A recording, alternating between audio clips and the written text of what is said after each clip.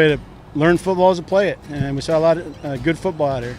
I saw a young team acting mature, taking care of each other. It allowed us to get everybody out the field healthy. But you saw some good things also. You saw some people. You and I talked.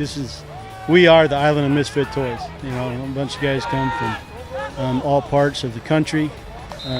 Situations, there are no stars here, but there will be. By the end of the season, there will be some stars here. And you saw a taste of it today with some catches and some tackles down on the goal line and at every spot. There was something to celebrate. So I enjoyed that scrimmage. Defense wins championships. And last scrimmage, Mike, you're right, we had 7 guys out at one position. So it's kind of, tough to play when they're watching or in the tub.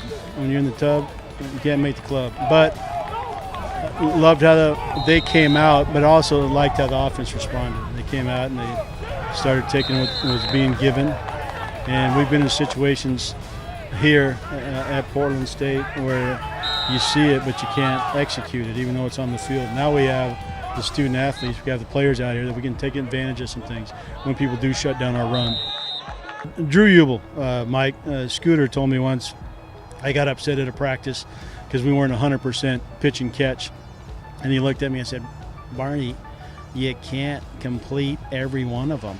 Now he's over in Pendleton arresting people, but I learned from it. So now I don't get upset on those misses or missed throws, whatever it is, drops, because the game's not defined in 1, 2, 3, 4, 5 plays. It's 4 quarters.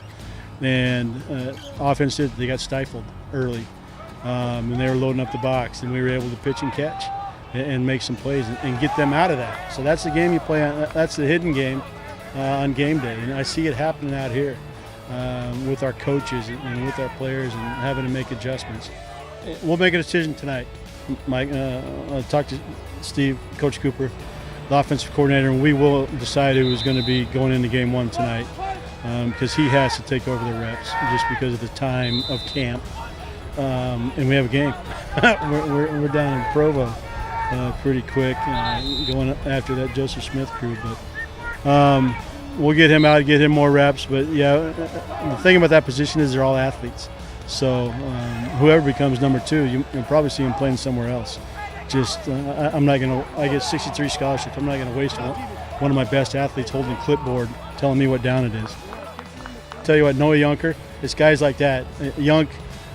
From Central Oregon, it's a good thing he's here right now without Eclipse coming Monday, but he's playing out of this world. I'm glad we got him out of the path of the Eclipse. Young guy, we've already talked about him, Turbo. He's different speed, period. Jaquette showing up at Mac linebacker, expect him to be great, and he hit some people hard today. Almost slipped on that one. and I could go through everybody's name. That's bad when you start saying names, but no stars.